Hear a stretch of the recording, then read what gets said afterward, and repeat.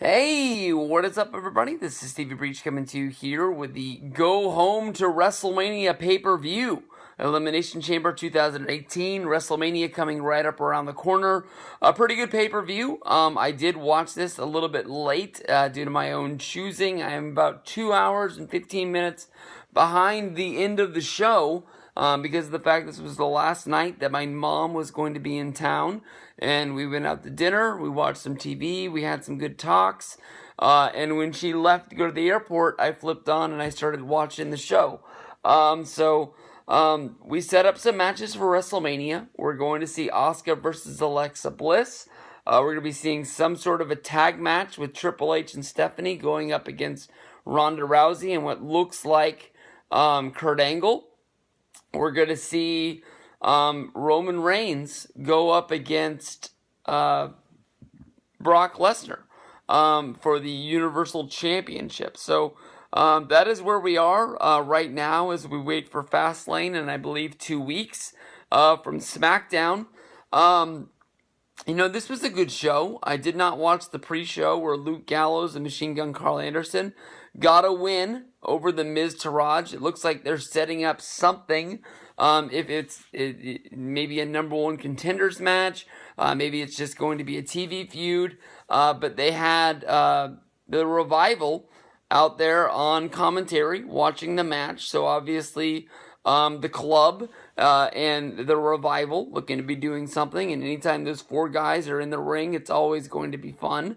Once the pay-per-view started, we were joined with the women. Alexa Bliss got the win over Bayley, Mandy Rose, Mickie James, Sasha Banks, and Sonya Deville. This match was mainly based on friendships, alliances. To me, I think that we all were hoping, we all were looking to see Sasha and Bayley break up as friends. And that is what happened for the second pay-per-view in a row. We had Sasha Banks turn on Bayley, forcing Bayley's elimination from the match. Bayley and Sasha, another match that we could be seeing at WrestleMania. That would bring us to, I believe, 4 women's matches on the card, having a Charlotte match, having Asuka versus Alexa Bliss, having a Ronda Rousey match, and then also having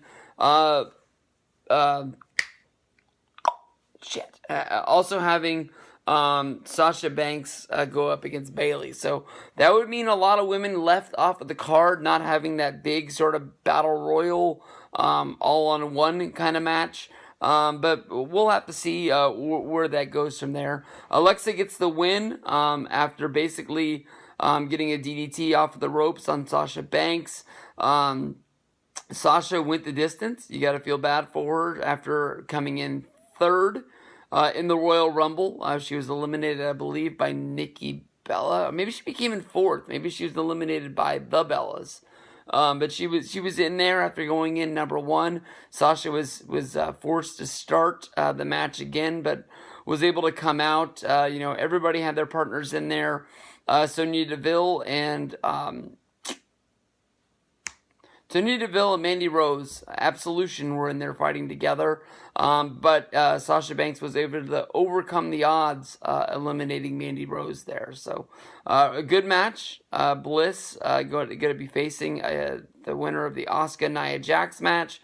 Asuka got the win there. Nia Jax got a lot of offense in. I'm guessing that this is going to be sort of a TV feud. I don't know who's going to be teaming with Asuka, but I'm guessing we're going to be seeing some tag matches with Asuka and a partner going up against Nia Jax and Alexa Bliss. Once the match was done, Nia Jax was not done and put a beating on Asuka. So Asuka's going to be trying to look to scout Alexa Bliss as well as get some retribution from the beatdown by Nia Jax once the match was all done. The only match that I skipped on the pay-per-view was Cesaro and Sheamus beating Titus Worldwide. I know that Jim Knight 888 will love it. I know that he was heartbroken after not watching the pay-per-view, that we all know that he will buy on DVD, and he will love it once he gets it. But take shots at it as it's going down on the network. Little joke there, Jim. Sorry, buddy. Woken Matt Hardy defeated Bray Wyatt in a very, very boring match that took a lot of time at 10 minutes. I don't know what's going on. No broken universe, no nothing out there, but hopefully something's coming to that, or it's just gonna go away. I mean, I don't know. From there we go to the main event. Roman Reigns defeats the other guys in there. We had Braun Strowman, Elias, Finn Balor, John Cena, Seth Rollins, and The Miz all eliminated. The MVP of the pay-per-view has to be Braun Strowman, who eliminated everyone in the match, basically running Power Slam on The Miz to eliminate him, followed by Power Slams on Elias, John Cena, Finn Balor, and Seth Rollins. All eliminating all of those guys to leave Braun Strowman to go one-on-one with Roman Reigns. Roman was able to hit the Superman punch and the spear to get the win, to punch his ticket. Once the match was done, we had Braun Strowman attack Roman Reigns. These guys are not friends, and they do have a history. I'm thinking that this has to be something. I know that they don't want to make the next 6 weeks easy for Roman Reigns to have a match against Brock Lesnar. So maybe they do a big TV match on Monday Night Raw, Strowman versus Roman, and the winner gets to go to WrestleMania. Maybe the Elimination Chamber win gets put on the line, or maybe they do sort of something like they did with Nia Jax and Asuka, or if Strowman defeats Roman, he gets into the match and we have a three-way. Braun is somebody that I fear that if is in a bad spot or left off of the WrestleMania card, that who knows where this guy's going to go. This was a good show, not a great show. I'm sure it's not going to go down in history other than having the first ever women's Elimination Chamber match, but it was a show. It was on the network, and I'm counting down Fastlane, then WrestleMania 34. Hey, what is up, everybody? This is Stevie Breach coming to you here today as we're watching the WWE's Elimination Chamber 2018. I started the show, honestly, a little bit late. My mom, who was spending some time with me, she came in from Florida. Tonight is the night that she's leaving, and I spent the last bit of time going out to dinner with her, having a few last-minute chats before she head off to the airport. So I'm honestly starting this show. It looks like about 3 hours too late.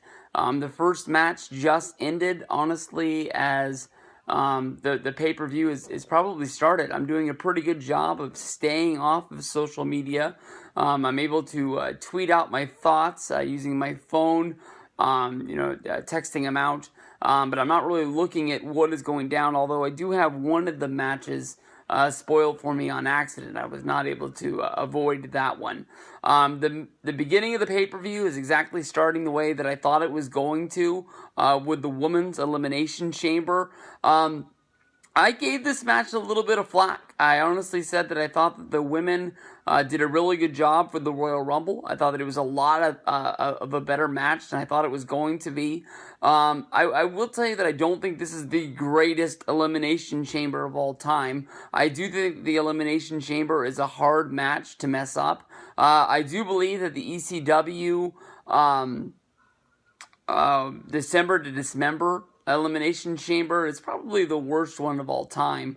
A lot of people throw flack at the tag team as well as the Intercontinental one for when they brought back the Chamber a few years ago. I honestly liked those matches. I didn't really see anything wrong with them. I think that they stacked the deck with having the New Day in there, but the Chamber's always been a really good match in my mind. And the women went out there. You had 6 competitors in there. I know that Dana Brooke did a last-minute Twitter push trying to get into the match, but it did not work. And she pretty much got her ass kicked on Monday. I think it was her receipt for those tweets about being left out and not noticed. We'll have to see what comes from that. But the match featured Alexa Bliss coming in as women's champion. She was going to be going up against Sasha Banks, Bayley, Mickie James, as well as Sonya Deville with Mandy Rose. The match started out with everybody getting in the pods, and Sasha Banks as the first competitor in there with Sonya Deville. This match, honestly, was built on the storyline of friendship and having an ally inside of there. Yes, there are some 6 competitors, but if you have somebody out there fighting the fight with you, You can go through and you can eliminate the people that you need to eliminate, and then when it comes down to it, you can sort out your problems from there. We had a last-minute, ditch effort by Alexa Bliss, finding a friend in Mickie James. They have a storyline dating back to Mickie James coming back on the main roster, helping Alexa Bliss to feed off Becky Lynch on SmackDown. Their friendship broke up around WrestleMania last year with the six-pack challenge. But a lot of good stuff, coming from this match. Sonya Deville, led by Paige, coming out with Mandy Rose. Of course, they're going to fight with each other.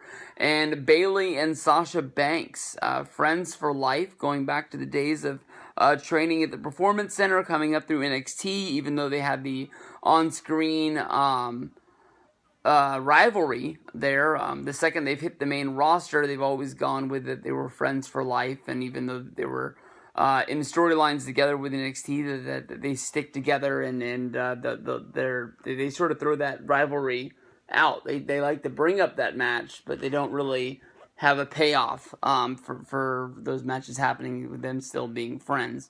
I really think a lot like with Corey Graves was thinking. We all were waiting for a part in the match for when Sasha Banks was going to turn on Bayley. I think everybody saw that coming. I'm not sure if there's room on the WrestleMania card, even if it is a 7-hour show, to have Bayley go up against Sasha, but I think that is a match that people would want to see. I'm going to hate to see if it gets relegated to the pre-show when those are two really, really good workers, and Sasha Banks at WrestleMania 32 as well as WrestleMania 33 has had really, really good matches and really knocked it out of the park. But, there's only so much time, and you know that Ronda Rousey's going to get it, Asuka's going to get it, and I don't really know where else people are going to be fitting in on there. This was a really good, match. It all started with Absolution taking the numbers game in there. Sasha Banks had to fight off Sonya Deville as well as Mandy Rose. But during that time, we were able to get an elimination with Mandy Rose tapping out to the Banks statement. From there, we had Bayley join into the match, followed by Mickie James, and then last but not least was Alexa Bliss. During the match, before Alexa Bliss got in there, basically we had Mickie James on the run, trying to get away from Sasha, as well as Sonya Deville and Bayley. Mickie James climbed up the cell. It was the chamber, whatever you want to call it. It was sort of a piece of the story to go along with the match.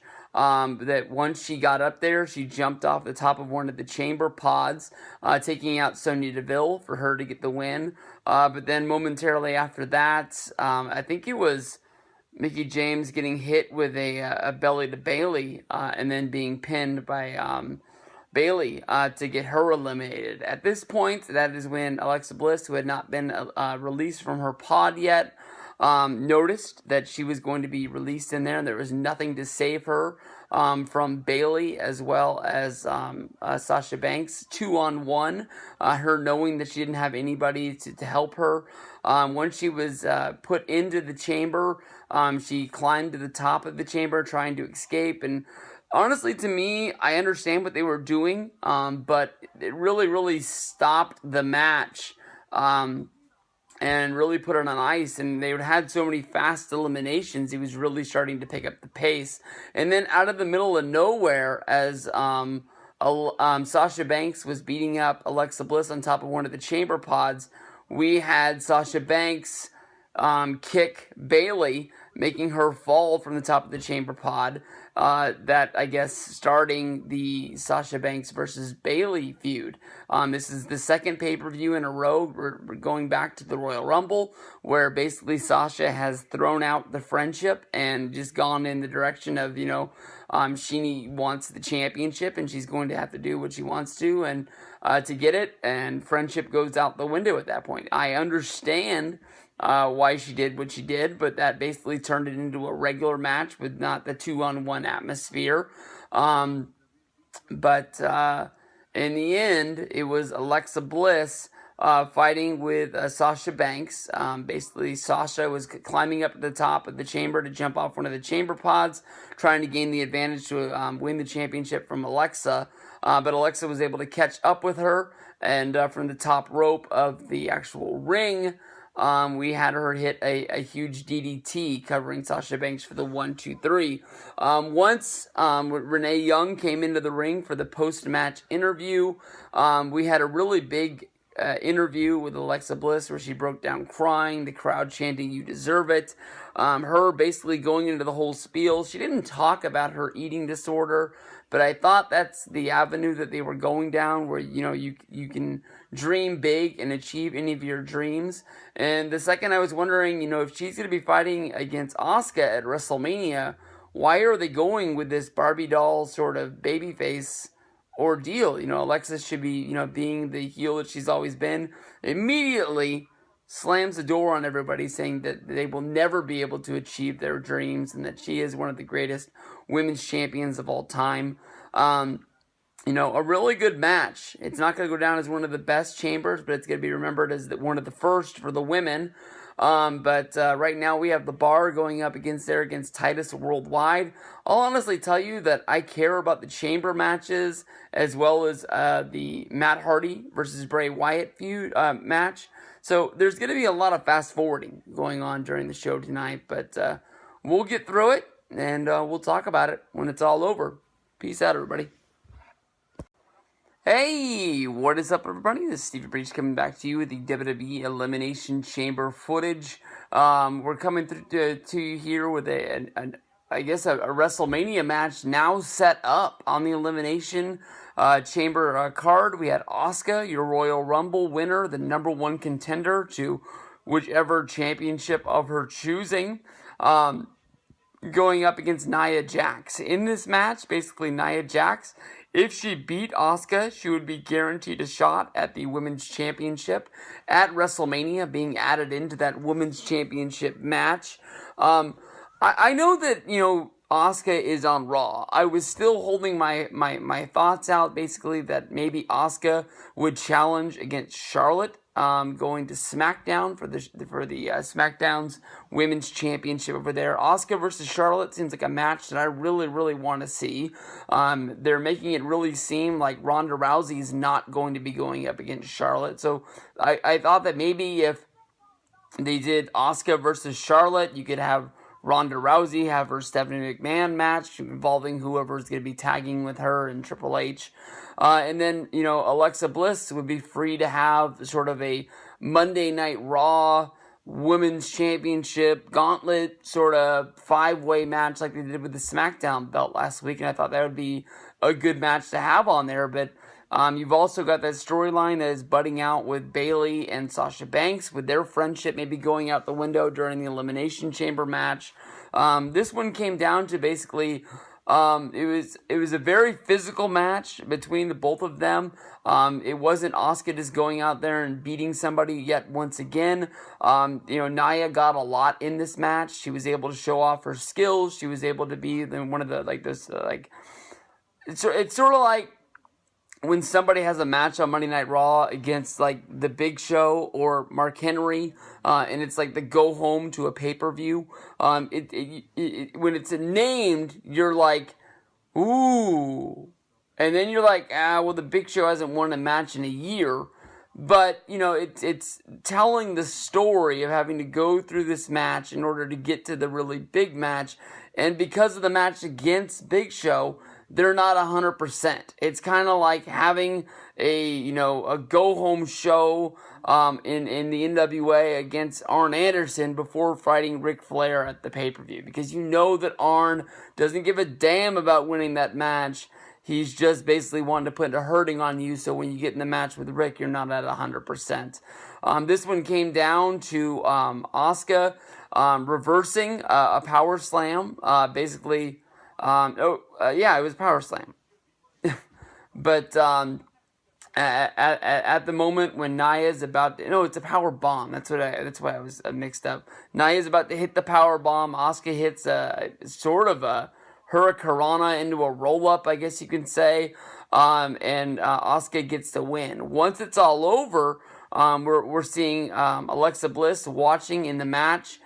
Basically, as Nia Jax throws Asuka through the guardrail into the fans out there, putting a beating on her, where the refs had to come pick her up and help her to the back.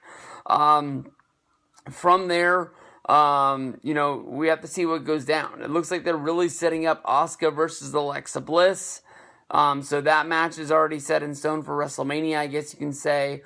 But then I guess we have to see what's going on with Rousey. I guess it's still possible for Rousey versus Charlotte. If they do that's a whole lot of women out there on the women's division that aren't going to be getting used in the year of the woman. But maybe having straight singles matches at WrestleMania is really going to solidify how good this women's roster really is. So we'll have to see. Asuka gets the win over Nia Jax. She's got the match against, I guess, Alexa Bliss at WrestleMania 34.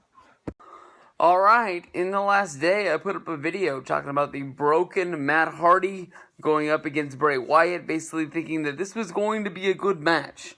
I was wrong. I was really wrong. This match was about as doleful as the Monday Night Raw 25-year anniversary from the Manhattan Center. There was really nothing to this match. They took up a lot of time.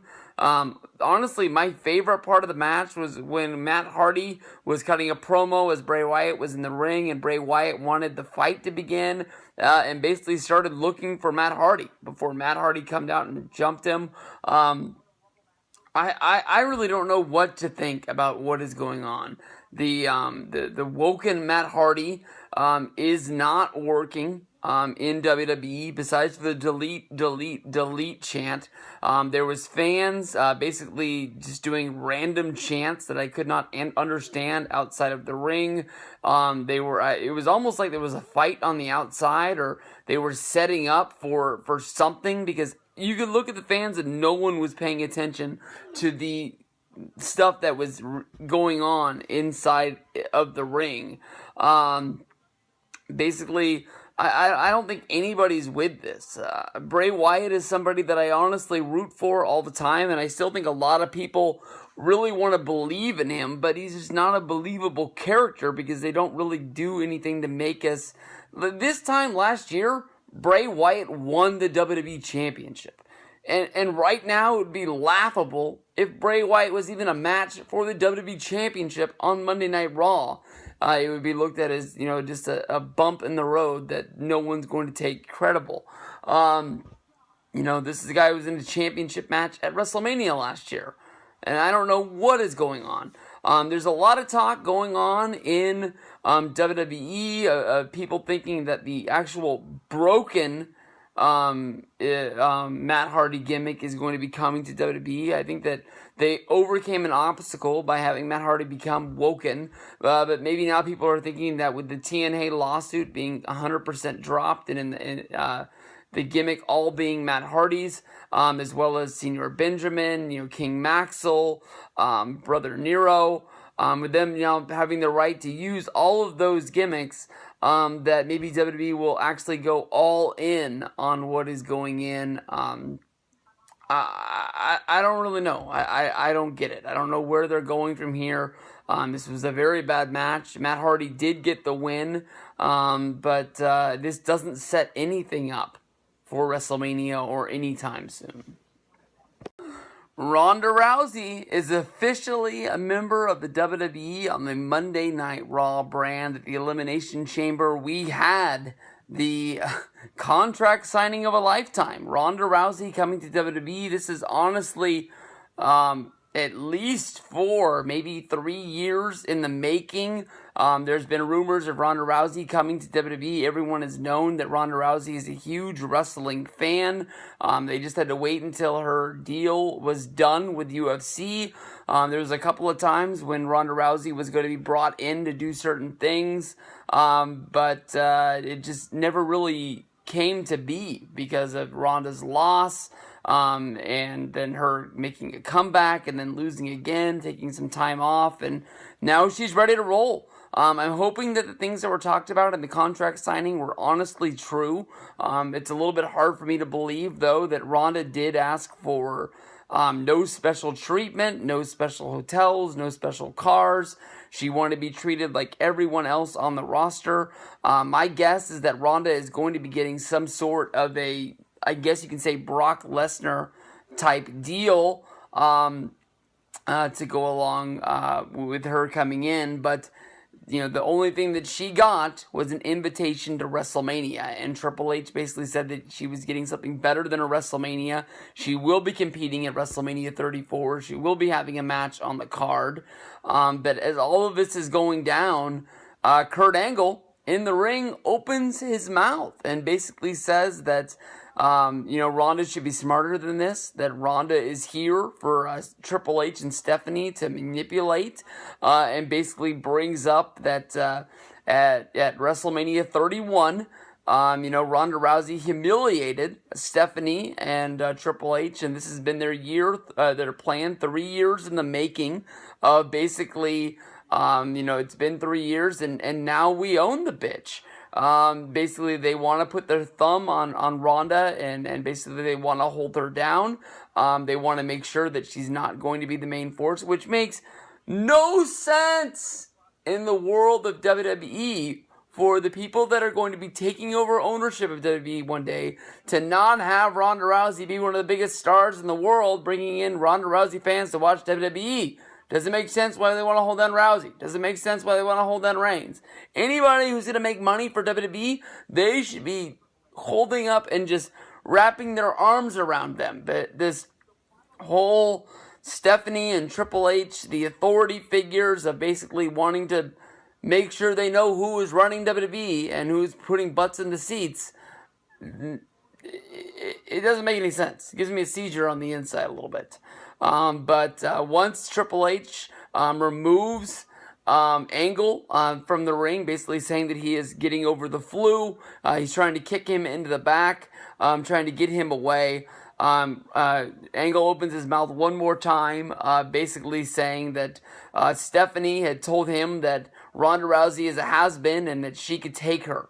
This basically set the tone of Stephanie and Ronda being in the ring at the same time. Let me tell you, I've been trying to think what they were going to do with Ronda Rousey at WrestleMania for a while now. Never in my mind did I ever think that it would be Rousey and Angle going up against Triple H and Stephanie. Now it makes 100% sense, and it's one of those times when you're watching wrestling that I honestly feel very stupid that I never thought of it. I've thought about, basically Ronda teaming with Rollins, Rollins teaming with The Rock, Ronda teaming with Braun Strowman, I've heard, but that makes no sense to me at all, to be 100% honest.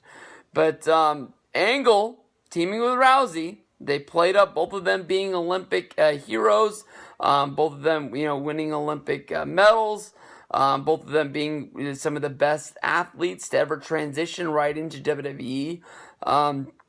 That makes a lot of sense to me, and we'll have to see if that's going to be the match at WrestleMania. But we had Stephanie basically try to get the better of Ronda by trying to... maybe she did slap her. Shit.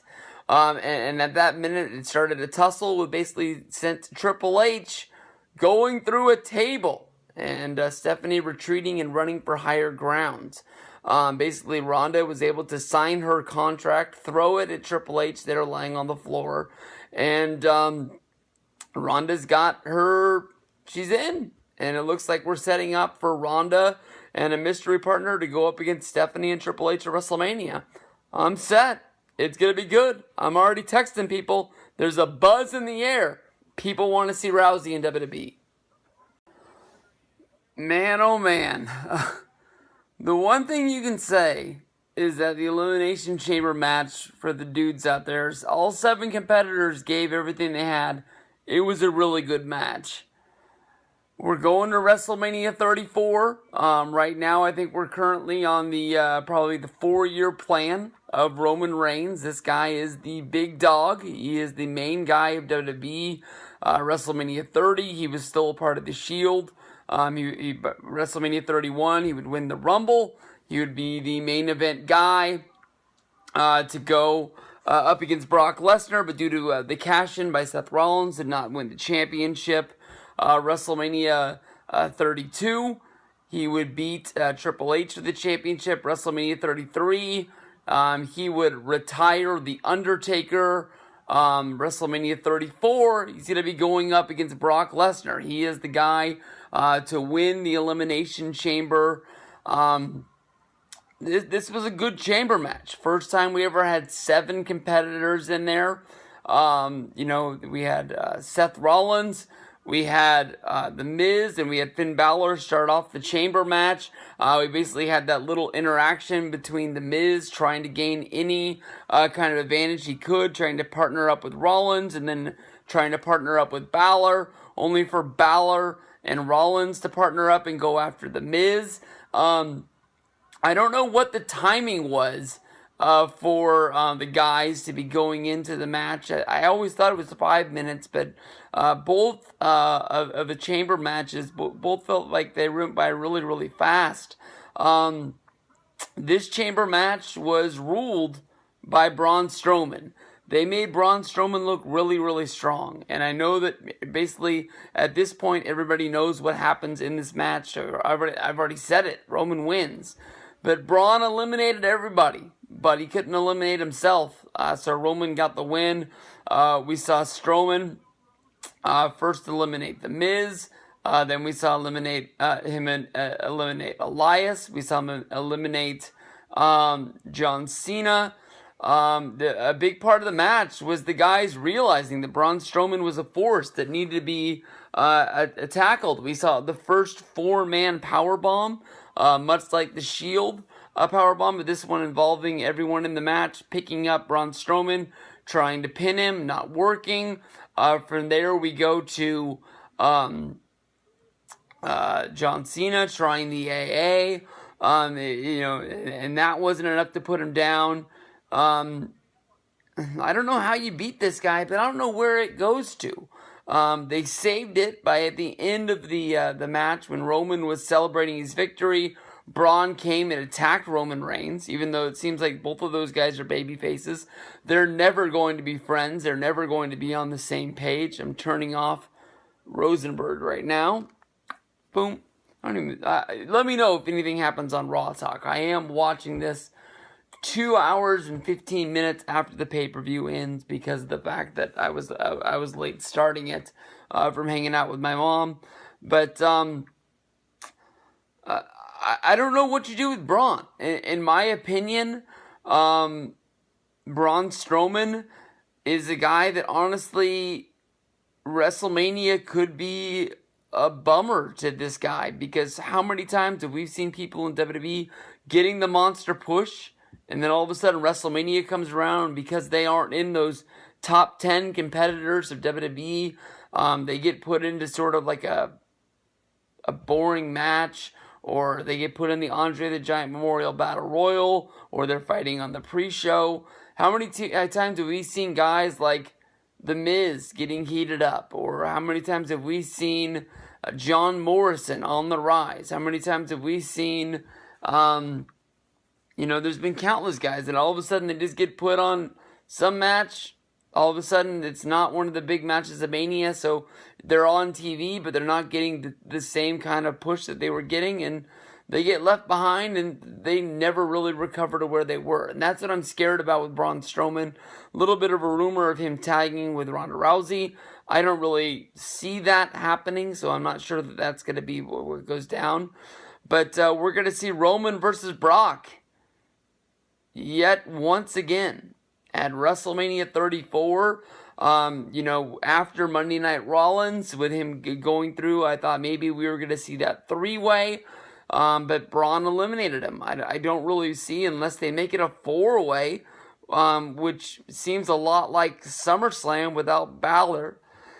I'm not sure what they do. Maybe Rollins versus Braun. But Braun's somebody that's rumored to be a Rousey. Rollins was somebody that was rumored to be with Rousey, so I'm not quite sure what they do. I'm a little bit speechless, I'm not sure, but a damn good match. Only, as soon as the fans realized with the Superman punch by Roman Reigns that Roman was going to win again, they sure did turn on it. And you could hear the boos, and people were not happy. I was hoping that Balor was going to get in. Balor was not one of the last ones eliminated. He was eliminated before Rollins. So I was really hoping to see Roman versus Balor as the last two guys in the chamber. Didn't get that either. So I'm not saying this was bad. I'm just saying that I didn't get what I wanted, even though I knew it was going to happen. And we're seeing a match at Mania that not a lot of people are going to be pumped for. So we'll see what goes down. Chamber, peace out.